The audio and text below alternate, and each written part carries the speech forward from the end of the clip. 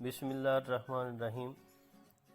عزیز طلبہ، آج ہمارا ٹاپک ناصر کاظمی ہے اور ناصر کاظمی کی پہلی غزل ہم پڑھیں گے، لیکن غزل کو شروع کرنے سے پہلے چند باتیں ناصر کاظمی کے حوالے سے۔ ناصر کاظمی امبالہ میں پیدا ہوئے، ہندوستان کے ایک شہر مشرقی پنجاب موجودہ، اور وہاں سے پھر ہجرت کر کے اپنی تعلیم لاہور سے مکمل کی، اور پھر پاکستان بننے کے بعد ہجرت کر کے اس میں آگے اپنا لاہور چلے آئے۔ ہجرت کے جس تجربے سے ناصر کاظمی گزرے، اس ہجرت نے ناصر کاظمی کی شاعری میں بنیادی ایک محرک کا کام کیا ہے۔ ہجرت کے تجربے سے ہی ناصر کاظمی کی شاعری کا سوتا پھوٹتا ہے۔ ہجرت کا تجربہ ہے جس نے ناصر کاظمی کی زندگی میں انقلاب برپا کر دیا، اور ناصر کاظمی وہ زندگی جو سکون میں، امن میں، پیار میں، محبت میں، احسار میں، ہمدردی میں گزرتی تھی، وہ بالکل اپنا خود غرضی میں، لالچ میں، نفسا نفسی میں، کشاکشی میں تبدیل ہو گئی، اور ناصر کو اس مصرعے کے مصادق یہ کہنا پڑا کہ منزل انہیں ملی جو شریک سفر نہ تھے۔ تو یہاں آ کر انہوں نے دیکھا کہ یہاں تو پاکستان میں جس مقصد کے لیے پاکستان کو حاصل کیا گیا تھا کہ ایک علیحدہ خطہ جہاں پر اسلام کے مطابق زندگی گزاری جا سکے، ایسا کچھ بھی نہیں ہے، بلکہ یہاں تو ہر شخص اپنی ذات کے حوالے سے سوچنے لگا، اور اس دین اور اس ملک کے لیے جس کے لیے اسے حاصل کیا گیا تھا، وہ سارا کا سارا مقصد جو تھا پس منظر میں چلا گیا۔ تو اس کیفیت سے، اس دکھ درد کی کیفیت سے ناصر کاظمی کے ہاں جو کیفیت پیدا ہوئی، وہ ایک تو اداسی کی ہے، دکھ کی اور غم کی کیفیت پیدا ہوئی، جس کی وجہ سے ناصر کا مزاج اور ناصر کی غزل جو ہے وہ میر تقی میر کی غزل کے مشابہ ہو گئی۔ اور دوسرا، ناصر کے ہاں جو یاد ہے اور تنہائی ہے، اکیلا پن ہے، اس کیفیت نے بھی ان کے ہاں جو ہے ایک بڑی خاص اہمیت اختیار کر لی، اور اس کے ساتھ ساتھ پھر ماضی میں جا کر ناصر کاظمی کو ہوا، جنگل، ریل کے گزرنے کی سیٹی کی آواز، اور رات، تنہائی، اور پھر یاد کہ یہ سارے استعارے جو ہیں یہ اپنی جگہ پر ایک حقیقت بن گئے، اور ناصر نے ان کو اپنی شاعری میں خوب برتا ہے، اور ان کے حوالے سے اپنی جو ہے سوچ اس کا اظہار کیا ہے۔ تو ناصر کاظمی کی کافی ساری بکس جو ہیں، دیوان ہے، برگ نے ہے، پہلی بارش، سرخی، سایہ، اور پھر بعد میں کلیات ناصر کاظمی شائع ہو چکی ہیں۔ 1972 میں ناصر کاظمی کا انتقال ہوا، اور اپنے پیچھے ایک یادگار سرمایہ شاعری جو ہے وہ چھوڑ کے گئے ہیں۔ انہی میں سے منتخب ایک غزل آپ کے سلیبس میں شامل ہے۔ اس غزل کا پہلا شعر ہے: دل میں ایک لہر سی اٹھی ہے ابھی، کوئی تازہ ہوا چلی ہے ابھی۔ تو آپ دیکھیں کہ یہاں پہ وہ تازہ ہوا کا اور یاد جو ہے اس کا ذکر فوراً آ گیا ہے کہ دل میں ایک لہر سی اٹھی ہے ابھی، کوئی تازہ ہوا چلی ہے ابھی۔ کوئی تازہ ہوا ابھی جو چلی ہے، یہ بتا رہی ہے کہ اس سے پہلے حبس کا موسم تھا، گھٹن کا موسم تھا، اور زندگی میں بے کلی اور بے چینی ہے، اور بہت زندگی جو ہے ایک اداس اور غمگین موڈ میں بیٹھی ہوئی ہے۔ لیکن یہ تازہ ہوا ابھی جو چلی ہے، تو آپ تصور کریں کہ شدید گرمی کا موسم جون جولائی ہو، اور زمین تپ رہی ہو، آسمان تپ رہا ہو، ہوا کہیں بالکل ناپید ہو، گھٹن کا احساس ہو، سفوکیشن بڑھی ہوئی ہو، تو سانس لینا مشکل، جسم میں سے پسینہ اور پھٹ رہی ہوتی ہے جسم کی کیفیت، اور جان بھی بے چین اور بے قرار۔ اور اس لمحے اللہ تعالیٰ جب ہوا بھیج دیتے ہیں، یا کہیں سے بادل کا کوئی ٹکڑا آ جاتا ہے اور ٹھنڈک کا احساس ہوتا ہے، تو کمال کیفیت ہوتی ہے۔ اور وہی کیفیت جو ہے اس غزل میں ناصر نے بتانے کی کوشش کی ہے کہ دل میں ایک لہر سے اٹھنا اور ابھی تازہ ہوا کا چلنا، یعنی اس کیفیت میں جس میں شاعر موجود ہے اس میں تبدیلی پیدا ہوئی، اور یہ تبدیلی خوشگوار تبدیلی ہے۔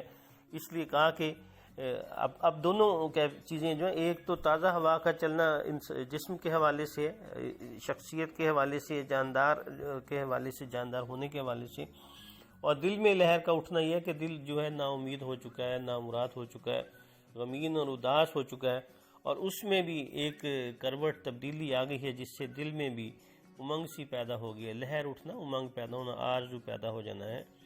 تو اور یہ اچھا، اس کو آپ یوں بھی سمجھ سکتے ہیں کہ چونکہ دل میں ایک امنگ پیدا ہو گئی، ایک لہر اٹھ گئی ہے، اس لہر کی کیفیت پیدا ہونے سے ناصر کو یوں محسوس ہوا کہ جیسے تازہ ہوا چل پڑی ہے۔ تو دونوں طرح سے آپ اس کو دیکھیں گے شعر کو، کہ دل میں لہر پیدا ہونے سے، تبدیلی آنے سے، ایک نئی آرزو پیدا ہونے سے فضا بدلی ہوئی محسوس ہوتی ہے، اور یوں محسوس ہوتا ہے جیسے تازہ ہوا چلی، اور دوسرا حقیقتاً فزیکلی تازہ ہوا چلی ہے تو اس سے دل میں جو ہے وہ ایک لہر پیدا ہو گئی ہے۔ تو دونوں طرح سے آپ اس شعر کو دیکھیں گے، اس کی تشریح کریں گے، لیکن چونکہ دل میں لہر اٹھنے کا ذکر پہلے ہے لہذا دل میں تبدیلی پہلے ہوئی ہے، اور اسی لیے پھر یوں محسوس ہوا کہ ابھی تازہ ہوا چلی۔ اس کو آپ ذرا زیادہ فوکس کریں گے۔ شور برپا ہے خانہ دل میں، کوئی دیوار سی گری ہے ابھی۔ عزیز طلبہ، آپ جانتے ہیں کہ ہماری جو خواہشیں، آرزوئیں، امنگیں ہیں، وہ ان کا ہم دل سے مربوط کرتے ہیں۔ دل میں نہ کوئی خواہش ہو، آنکھوں میں آرزو، خالی جگہوں میں آنے سے تو مہمان ہی رہے۔ تو آپ دیکھیں کہ خانہ دل میں، دل کے ٹکڑے میں شور برپا ہے۔ شور برپا کیوں ہے؟ اس کو آپ دیکھ لیں کہ ایک تو اس لیے شور برپا ہے کہ اچھا آپ دیکھیں کہ شور کب ہوتا ہے؟ جب ایک صورت میں شور تب ہوتا ہے جب جھگڑا ہو رہا، آپس میں جھگڑنا تو شور ہوتا ہے۔ دوسری صورت میں کوئی چیز گم ہو جائے، کوئی چیز کھو جائے تو شور ہوتا ہے۔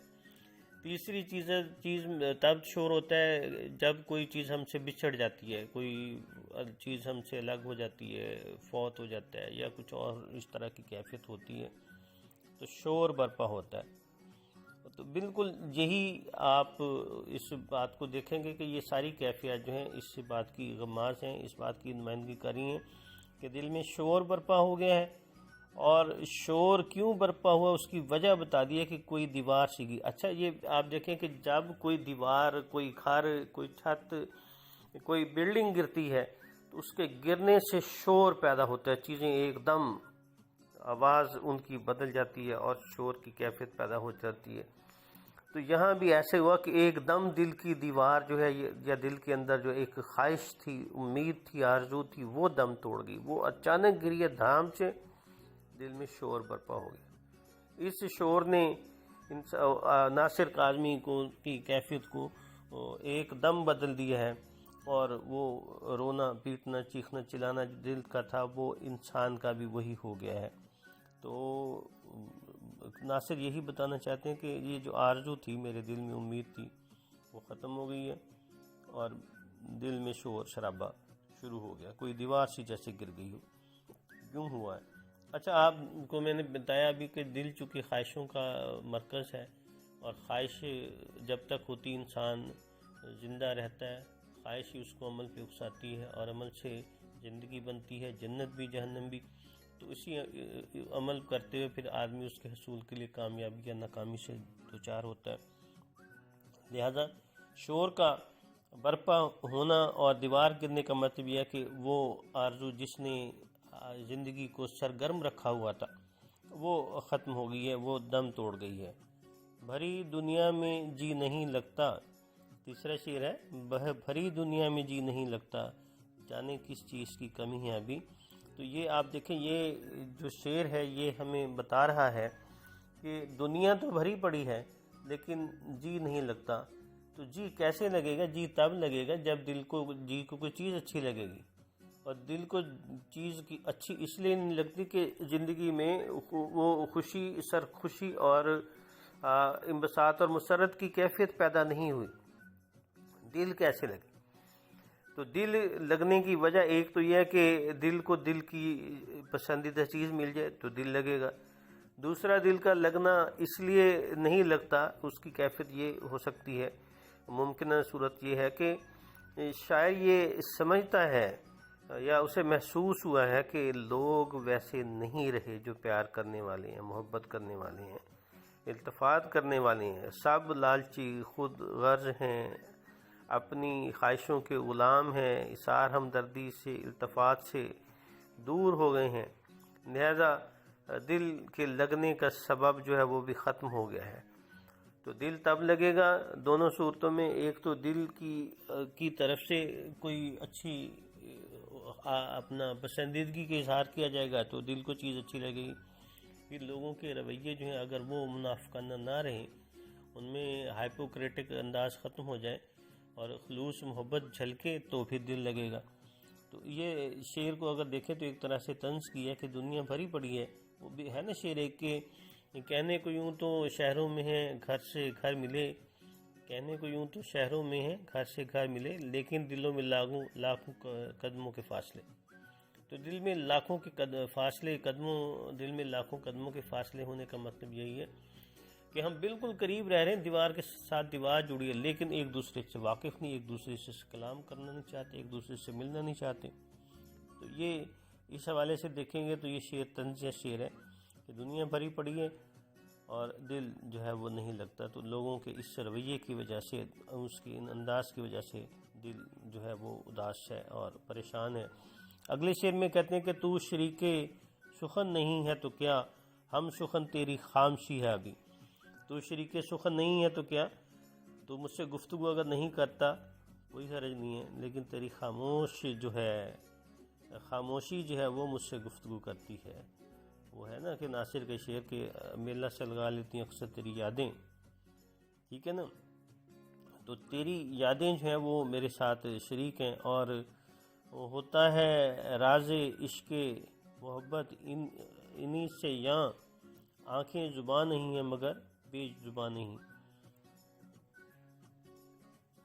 تو اس میں بھی یہی کیفیت بتا رہی ہے کہ تو مجھ سے گفتگو نہیں کرتا، میرے پاس بیٹھا ہے یا میرے ساتھ بیٹھا نہیں. تو جب کبھی ملتے ہو تو تم اپنی مجبوریوں کی وجہ سے، اپنے انداز کی وجہ سے، اپنی وجہ اور اپنی حالت کی خو کی وجہ سے تم مجھ سے بات نہیں کرتے، میرے ساتھ شریک سخن نہیں ہو، لیکن تم خاموش بیٹھے ہو تب بھی مجھ سے گفتگو ہو رہی ہے اور میں تمہاری گفتگو کا مفہوم جو ہے وہ میں سمجھ رہا ہوں.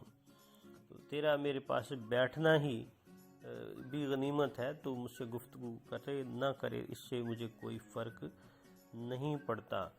اور اگلے شعر میں کہتے ہیں کہ یادوں کے بے نشان جزیروں سے تیری آواز آ رہی ہے ابھی. اس میں آپ دیکھیں عزیز طلبہ کہ ناصر کاظمی نے پرسونیفیکیشن کتنی خوبصورت کی ہے، تجسیم کتنی خوبصورت کی ہے. یاد کے بے نشان جزیرے. اچھا آپ دیکھیں کہ ایک تو یاد جو ہے یہ بھی ایک کیفیت ہے، حوالہ ہے، چونکہ فزیکلی نہیں ہوتا، ماضی کا قصہ ہے، گزری ہوئی بات ہے، یاد ہے.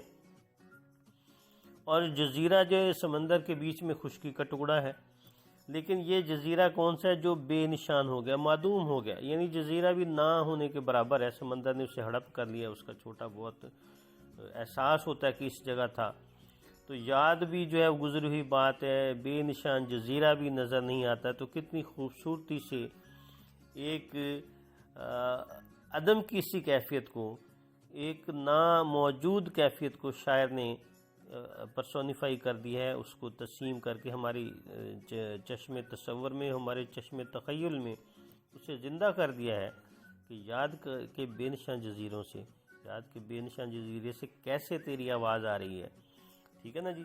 تو آواز بھی آپ دیکھیں کہ ایک جو ہے اسے بھی پرسونیفائی کیا ہے کہ بالکل ایک ایسی جگہ جو معدوم ہو چکی ہے، وہاں سے تمہاری یاد ایسے آ رہی ہے جیسے کوئی پکار رہا ہو، جیسے چلی آ رہی ہو. مجھے منہ محسوس ہوتا ہے کہ وہ سمندر میں ڈوبا ہوا جزیرہ، اس میں سے تمہاری آواز آ رہی ہے. تو یعنی کہ تم، شاعر کہنا یہ چاہتا ہے کہ تم چونکہ قصہ بن چکے ہو ماضی کا اور محو ہو چکے ہو میری یاد سے، اور میں بھی اپنی زندگی کے معاملات میں اتنا محو ہو گیا ہوں کہ مجھے بھی تمہیں میں بھلا بیٹھا ہوں.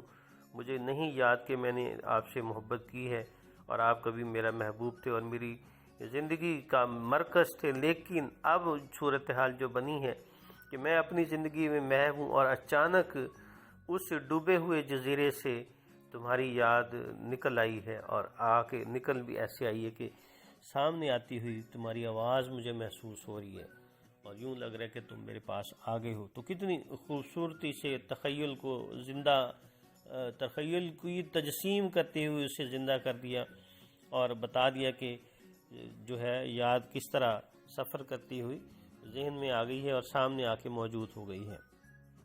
اور اگلے شعر میں جو موجودہ کیفیت ہے تقریباً اسی طرح کا اظہار کیا ہے۔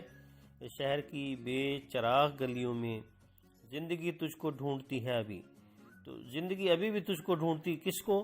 بے چراغ گلیاں، ایسی گلیاں جن میں روشنی نہیں رہی، اندھیرا ہو گیا ہے، رات ہو گئی۔ ایک تو کیفیت یہ ہے کہ رات ہو گئی ہے اور گہری رات ہو گئی ہے، گھروں کے بھی روشنیاں گل ہو گئی ہیں اور گلیوں کی روشنیاں بھی گم ہو گئی ہیں، اور اسی تنہائی کی کیفیت میں گہری رات کے اس دھندلکے میں اور اس اندھیرے میں زندگی جو ہے تمہیں ڈھونڈتی ہے۔ میں تمہیں ڈھونڈتا ہوں کہ تم کہاں تھے، کہاں گئے ہو، مجھے نظر آؤ، تم انہی اندھیروں گلیوں میں مجھ سے ملا کرتے تھے، میرا تمہارا آپس میں ٹاکرا ہوتا تھا، آمنا سامنا ہوتا تھا۔ لوگ جب تنہائی میں لوگ جب خواب غفلت میں سوتے تھے تو ہم جاگتے تھے، ہم ملا کرتے تھے، ٹھیک ہے نا جی۔ تو یہ ایک موڈ تو اس شعر کا یہ ہے، ہو سکتا ہے۔ اور دوسرا آپ اس کو اس طرح بھی دیکھ سکتے ہیں کہ خوف اور دہشت کی کیفیت کی وجہ سے گلیاں سنسان ہو گئی ہیں، بے چراغ ہو گئی ہیں، ڈر اور خوف نے وہ کیفیت پیدا کی ہے کہ گھروں سے نکلنا ممکن نہیں رہا۔ تو زندگی جو ہے وہ انسان کے وجود سے ہے، انسان جب آئے جائے گا، حرکت کرے گا، ایک دوسرے سے ملے گا تو یوں محسوس ہوگا کہ زندگی چلتی پھرتی نظر آ رہی۔ زندگی یہی آپ میں سے کوئی گیا ہے، مری گیا مال روڈ پہ، آپ نے دیکھا ہے مال روڈ بڑی مختصر سی روڈ ہے، کوئی اس میں کوئی ایسا کلام نہیں، لیکن جب نام لیا جائے تو چشم تصور میں پتہ نہیں محسوس ہوتا ہے کہ مال روڈ کیا چیز ہوگی۔ حالانکہ ایک چھوٹی سی سڑک، اتنی لمبی بھی نہیں، مختصر سی سڑک ہے اور اتنی چوڑی بھی نہیں ہے، لیکن اس پہ لوگوں کے آنے جانے کا جو سلسلہ ہے وہی اس کی رونق اور وہی اس کی زندگی کی کیفیت ہے۔ تو آپ بالکل بینہ اسی بات کو ذہن میں رکھیں کہ اگر رش ہے کسی گلی میں، کسی بازار میں، کسی محلے میں، آپ ہماری کسی بھی شہر کی سڑک پہ چلے جائیں، یہ زندگی کی علامت ہے۔ لوگوں کا آنا جانا، ملنا، گفتگو کرنا، چیزیں لینا دینا، خرید و فروخت کرنا، لڑائی جھگڑا کرنا، فیصلہ چیز لینے کا کرنا یا نہ کرنا، یہ سارا جو ایکٹیویٹی ہے یہی زندگی ہے۔ اور یہ اگر ختم ہو جائے گی، انسان بیچ میں سے نکل جائے گا، تو پھر وہ ویران گلی محلہ ہے، پھر اس میں زندگی ناپید اور معدوم ہے۔ تو یہ موڈ بھی اس شعر کا ہے کہ شہر میں زندگی نہیں رہی، یعنی لوگ خوف اور ڈر کی وجہ سے اپنے اپنے گھروں میں دبک کے بیٹھ گئے ہیں اور ڈر لگتا ہے کہ رات کو نکلیں گے تو شاید جان سے چلے جائیں، مال سے چلے جائیں اور عزت سے بھی چلے جائیں۔ تو یہ سارے حوالے جو ہیں اس شعر کے اندر موجود ہیں۔ اور آخر میں رجائیت امیز شعر ناصر نے کہا کہ وقت اچھا بھی آئے گا ناصر، غم نہ کر زندگی پڑی ہے ابھی۔ تو یہ کیفیت بتا دی کہ ڈر خوف کی وجہ سے اور یہ اپنا بچھڑے ہونے کی وجہ سے، ایک دوسرے سے دوری کی وجہ سے جو کیفیت ہو گئی ہے، تو ناصر کاظمی تمہیں گھبرانے کی ضرورت نہیں ہے، اچھا وقت بھی آنے والا ہے اور اچھا وقت آئے گا، مطلب ہے کہ زندگی ابھی بھی ختم نہیں ہوئی، زندگی امید، یعنی یہاں دیکھیں نا کہ ناصر کو امید ہے کہ میری زندگی بھی پڑی ہے اور اس زندگی پڑی میں اچھا وقت بھی آنے والا ہے، لہذا ڈرنے کی اور گھبرانے کی ضرورت نہیں ہے، نا امیدی اور یاسیت کو بڑھانے کی ضرورت نہیں ہے۔ یہ تھوڑا سا وقت ہے، یہ جو بے چینی اور بے قلی کا ٹائم ہے یہ گزر جائے گا اور اچھا وقت جو ہے وہ آ جائے گا۔ زندگی تمہاری پڑی ہے اور تمہیں گھبرانے کی ضرورت نہیں، اور اچھا وقت آنے کے اندر وہ ساری باتیں موجود ہیں کہ جب لوگ سکون سے، امن سے، آتشی سے، پیار سے، محبت سے، ہمدردی سے، احساس سے، وفا سے رہیں گے ایک دوسرے کے ساتھ، اور اس خلوص آمیز زندگی کا تقاضا ہی انسانیت کرتی ہے اور ہمارا دین بھی کرتا ہے، اور اس لیے پاکستان بھی اسی نام پہ بنا تھا کہ ہم نے ایک دوسرے کے ساتھ پیار محبت سے رہنا اور وفا کرنی ہے ایک دوسرے کے ساتھ. یہ اپنی ذاتی جو لالچ ہے اور نفع ہے اور اپنی ذات کے حوالے سے یہ جو سوچنا ہے، یہ جو ہمارے اندر ایک کیفیت پیدا ہوگی، اس سے ہم نے نکل جانا ہے. اس کو ہمارے اپنے پاس نہیں آنے دینا، اور ملک بھی ترقی کرے گا اور لوگوں میں بھی احساس ہمدردی ہوگا. تو یہ ساری کی ساری کیفیت جو ہے یہ ختم ہو کے اچھا وقت آنے والا ہے. گھبرانے کی ضرورت نہیں ہے. آپ جانتے ہیں ایک شعر میر نے میرے ذہن میں آ رہا ہے کہ میر نے کہا تھا کہ اس عہد میں الہی محبت کو کیا ہوا، چھوڑا وفا کو ان نے مروت کو کیا ہوا. تو وفا اور مروت ختم ہو گئی ہے تو گھبرانے کی ضرورت نہیں ہے. اچھا وقت آ جائے گا، وفا بھی ہوگی، مروت بھی ہوگی، محبت بھی ہوگی، مودت بھی ہوگی. یہ ساری کی ساری کیفیت جو ہے انشاءاللہ پیدا ہو جائیں گی. تو عزیز طلبہ، یہ ہماری آج کی یہ غزل جو ہے وہ تمام ہوئی ہے. آپ جو ہے نا اس غزل میں پہلا، دوسرا، تیسرا، چوتھا، پانچواں، چھٹا، تو آپ جو ہے نا جی چھٹا، پانچواں اور چوتھا 3 شعروں کی تشریح بالخصوص دیکھ کے مجھے چیک کروائیں گے. آن لائن میں بیٹھا ہوں، آپ کا انتظار کر رہا ہوں. امید ہے کہ آپ بیٹے پڑھ رہے ہوں گے. اپنی تیاری جاری رکھیں. کوئی پرابلم ہے تو مجھ سے پوچھیں، میں موجود ہوں. اللہ آپ کا حامی و ناصر ہوگا. اللہ حافظ. السلام علیکم.